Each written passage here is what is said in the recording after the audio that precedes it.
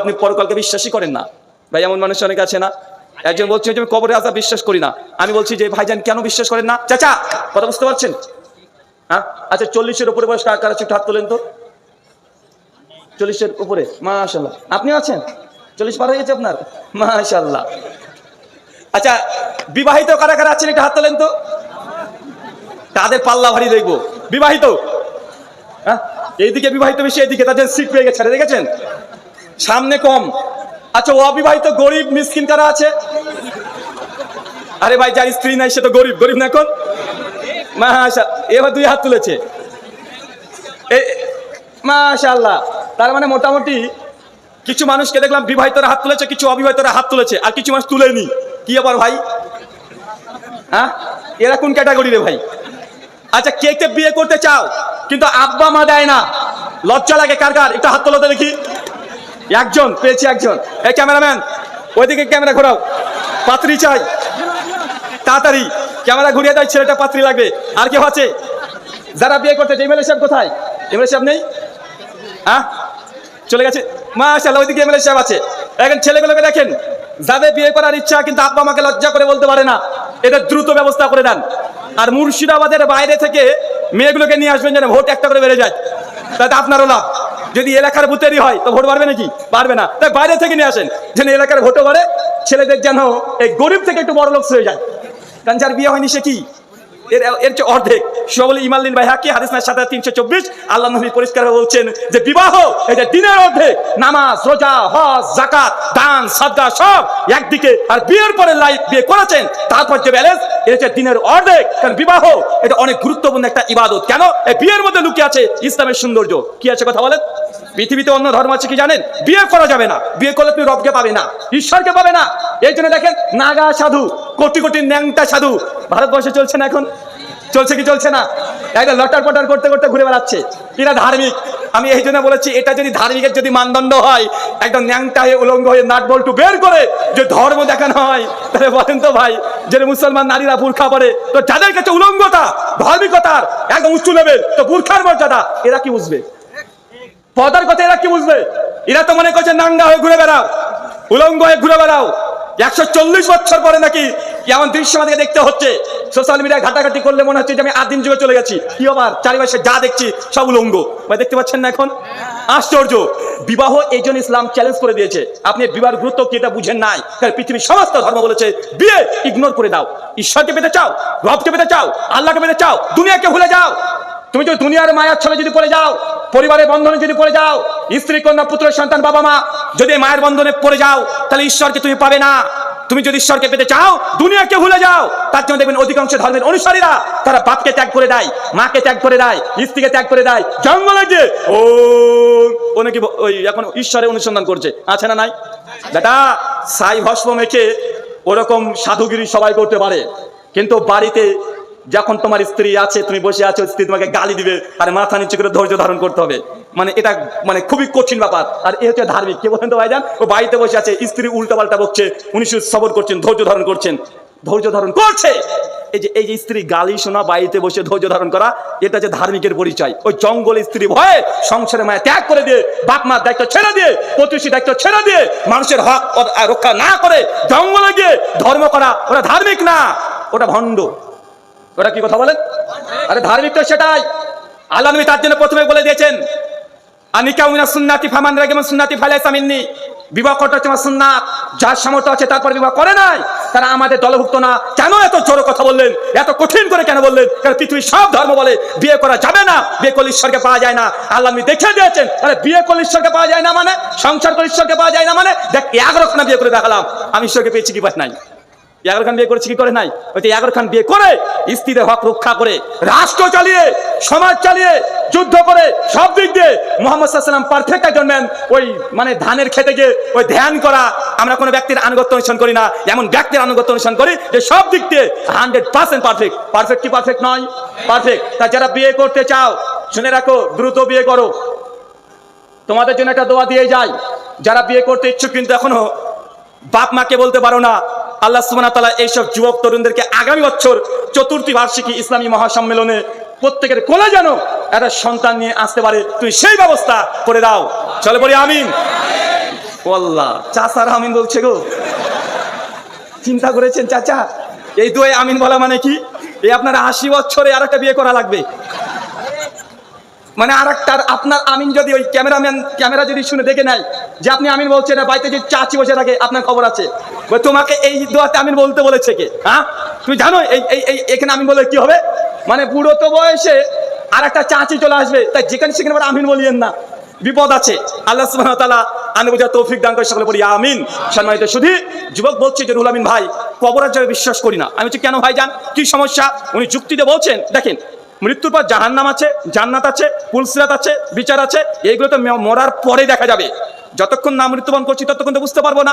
আর এটা এই পৃথিবীতেও নয়, পৃথিবীর বাইরে, তাই ওখানে যেতেও পারছি না।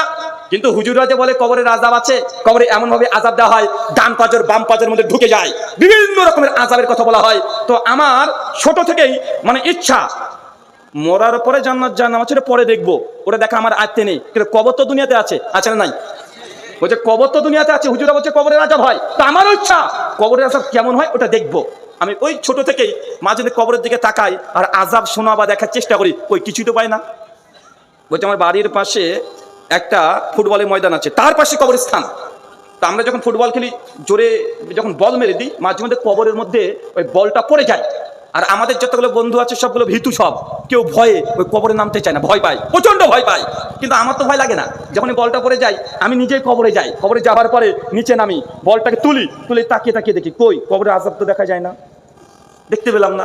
এটা দীর্ঘদিন ধরে আমার উদ্দেশ্যটা কবরে আযাব দেখবো, কই দেখতে পাই না। আরে হুজুররা বলে কবরে নাকি একটা সাপ থাকবে, 70 খানা মাথা, একবার ছবল মারবে 70 বছর ব্যথা, কই দেখা যায় না তো, কিছু দেখতে পাই না। অতএব এই কবরের আযাবটাকে আমি বিশ্বাস করতে পারি না। আমি তখন বললাম যে ভাইজান আমার একটা ছোট্ট প্রশ্ন, স্বপ্ন দেখেন? আচ্ছা আপনারা কারা কারা স্বপ্ন দেখেন একটু হাত তোলেন তো দেখি। মানে যুবকরা স্বপ্ন দেখতে দেখতে কত কি করে ফেলে, হাত নামান, কত কি ঘটে যায়। স্বপ্ন দেখি শুধু, অনেক কিছুই করি, আছে না নাই? আচ্ছা বলেন তো, স্বপ্ন যখন আপনি দেখেন, স্বপ্নের মধ্যে যখন মিষ্টি খান, কি খান বলেন তো? মিষ্টি খেয়েছেন কখনো? স্বপ্নের দোকানে গিয়ে মিষ্টি খাচ্ছেন, একদম প্রচন্ড মারছেন মিষ্টি। আচ্ছা মানে স্বপ্নের মিষ্টিটা টক না ঝাল না মিষ্টি? হ্যাঁ মিষ্টি লাগে না? এর ছেলে স্বপ্নের মধ্যে মিষ্টি খায়নি। বিজ্ঞানীরা আমাদেরকে বলছে, সায়েন্স বলছে, আপনারা ক্লাস 3-4 বই পড়ে ফেলেছেন। কি বলেছেন? জ্ঞান অর্জন করা 5টা মাধ্যম। চাচা কয়টা মাধ্যম? 5 খান। কি কি? চক্ষু, কর্ণ, নাসিকা, জিহ্বা আর ত্বক। আপনি সব জ্ঞান চোখ দিয়ে আপনি অর্জন করতে পারবেন না। আজকে এই ঘটনাগুলো ঘটলো দেখলেন, এই যে দেখছেন, এটা চোখ দিয়ে এটা জ্ঞান অর্জন করতে পারলেন কি পারলেন না? পেরেছেন। কিন্তু যে কানা অন্ধ, সে কি করবে? ওকে দেখতে পাবে, কথা বলেন, ও কি করে জ্ঞান অর্জনের জন্য? কান দিয়ে শুনে শুনে শুনে সে জ্ঞান অর্জন করে। আবার এমন কিছু জ্ঞান আছে যে চোখ আর কান দিয়ে আপনি অর্জন করতে পারবেন না। কাঁচা লঙ্কার স্বাদ কি চোখ দিয়ে দেখে বলতে পারবেন? পারবেন? কথা বলেন। তেঁতুলের স্বাদ কি আপনি চোখ দিয়ে দেখে বলতে পারবেন? অনেক তেঁতুল আছে, ওটা মিষ্টি আছে, হয় কি হয় না? অনেকটা টক হয়। তার মানে বুঝা গেল সব জ্ঞান আপনি চোখ দিয়ে আর কান দিয়ে অর্জন করতে পারবেন না। এই জন্য এই জিহ্বা প্রয়োজন আছে না নাই? আছে না নাই? আবার অনেক জ্ঞান আছে যে জিহ্বা দিয়েও হয় না, চোখ দিয়েও হয় না, কান দিয়েও হয় না, এর জন্য নাক লাগে। লাগে কি লাগে না? কেউ যদি এখন এখানে 22-23 করে দেয়, ও বলে দিবে কিসের সেন্ট। হ্যাঁ বলতে পারে কি পারে না? আচ্ছা আপনার নাক যদি বন্ধ থাকে, কেউ যদি দুম করে একটা এখানেই মেরে দিয়েছে, আপনি বুঝতে পারবেন? চোখ কান মুখ সব খোলা আছে, দুর্গন্ধ ছেড়ে দিয়েছে, বুঝার ক্ষমতা আছে? কোন সেন্ট? এটা কি দিয়ে নেন? নাক দিয়ে। জ্ঞান অর্জন করার একটা মাধ্যম কি হলো? নাক। আর একটা আছে চোখ কান নাক, এগুলো দিয়ে পারে না। যেমন আগুন, আগুন দেখে বুঝতে পারবেন এটা মানে ঠান্ডা না গরম না কি? বরফ দেখে বুঝতে পারবেন? পারবেন না। এই জন্য কি লাগে? ত্বক লাগে। বরফ দেন ঠান্ডা লাগবে, আগুন দেন ছাকা লাগবে, আছে না নাই? কথা বলেন। খোঁচা মারবেন ব্যথা লাগবে। বিজ্ঞান আমাদেরকে শিক্ষা দিচ্ছে জ্ঞান অর্জন করার মাত্র 5টা ওয়ে, 5টা মাধ্যম। আমার সাদা মনে সাদা প্রশ্ন, স্বপ্নের মধ্যে যে মিষ্টিগুলো খাই ওখানে তো জীব লাগে না, তবে মিষ্টি লাগে কেন? হ্যাঁ চাচা স্বপ্ন মিষ্টি খেয়েছেন না? ওটাকে টক লাগে না ঝাল লাগে? স্বপ্নের মধ্যে আপনি কাঁচা লঙ্কা চিবিয়ে চিবিয়ে খেয়ে নিলেন, ওটা কেমন লাগে? ঝাল না টক না মিষ্টি? আরে স্বপ্নের মধ্যে যদি কাঁচা লঙ্কা খান ওটা ঝালই লাগে, তো জীব তো লাগছে না। আরে স্বপ্নের মধ্যে দেখছেন প্রচন্ড স্পিডে বাইক চালাচ্ছেন, দুর্বল গতিতে চলছে, হঠাৎ করে গাড়িতে অ্যাক্সিডেন্ট হয়ে গেছে, উল্টো পড়ে গেছেন, চিৎকার মারছেন বাঁচাও, পা কেটে গেছে, রক্ত বের হচ্ছে। সেই সময় স্বপ্নের মধ্যে যে পা কেটে যায়, রক্ত বের হয়, ভাই বলেন তো ব্যথা পান কি পান না? কষ্ট পান কি পান না? আপনি মানে এটা এখন অনুধাবন করতে পারছেন না। জি তরুণ যুবকদেরকে বলি, দেখছেন সামনে 14ই ফেব্রুয়ারি, গার্লফ্রেন্ড রাত্রিরাতে চলে এসেছে, স্বপ্নের মধ্যে এসে আপনাকে লাল গোলাপ দিয়ে বলছে আই লাভ ইউ। কেমন লাগে বলেন তো আপনার ফিলিংসটা? মানে এত খুশি হয় সর্বরাত, মনে হচ্ছে করে ভারতবর্ষ জয় করে ফেলেছে। ঘুম থেকে চট করে উঠে দেখছে কি আবার স্বপ্ন ছিল, কিন্তু সে ফিল অনুভূতি ভালো লাগে কি লাগে না? তার মানে আমরা বুঝলাম স্বপ্ন হচ্ছে এমন একটা বাদজাকি জগৎ, যে জগতে আপনি চোখ ছাড়া দেখতে পারেন। আচ্ছা বলেন তো, এই যে চোখ বন্ধ করলাম, কিছু দেখা যায়? চোখ বন্ধ করেন তো, চোখ বন্ধ করে দেখতে পাবেন আমাকে? কাউকে দেখতে পাবেন? তো চাচা স্বপ্ন দেখেন চোখ খুলে না বন্ধ করে? হ্যাঁ, স্বপ্ন কিভাবে দেখেন? চোখ খুলে না বন্ধ রেখে? চোখ বন্ধ করে স্বপ্ন দেখছেন। তার মানে আপনাকে বুঝতে হবে স্বপ্নের জগৎটা, এ ড্রিম স্বপ্ন এমন এক জগৎ যে চোখ ছাড়া দেখা যায়, কান ছাড়া শোনা যায়, জিহ্বা ছাড়া স্বাদ নেওয়া যায়, ত্বক ছাড়া ব্যথা অনুভব করা যায়, কান ছাড়া শোনা যায়, যায় কি যায় না? এখন কেউ যদি বলে ভাই আজকে রাতে আমি স্বপ্ন দেখেছি, আর আমি যদি বলি ভাই তোর স্বপ্নকে আমি বিশ্বাস করি না, যদি স্বপ্ন তুই দেখেই থাকিস, তুই যে স্বপ্নটা দেখলি এটা ভিডিও ক্যামেরা করে, সিডি ক্যাসেট করে, মেমোরি কার্ড করে সেভ করে আমাকে দে, আমি প্রজেক্টরে দেখবো, তারপর বিশ্বাস করবো তুই স্বপ্ন দেখেছিস। কেউ যদি এই কথা বলে, ভাই কারো বাবার ক্ষমতা আছে যে আপনি যে স্বপ্ন দেখেছেন ওটা মেমোরাইজড করে বের করে নেওয়া, মানুষকে আবার সেভ করে দেখানো, এটা সম্ভব হবে? কথা বলেন, সম্ভব নয়।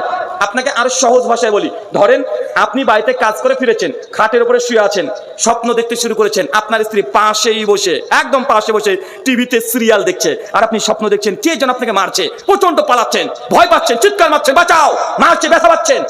কিন্তু আপনার স্ত্রী পাশে বসে, ও যদি আপনার শরীর দিকে তাকিয়ে দেখে, বুঝতে পারবে আপনি এখন পিঠে মার পড়ছে? কথা বলে, বুঝতে পারবে?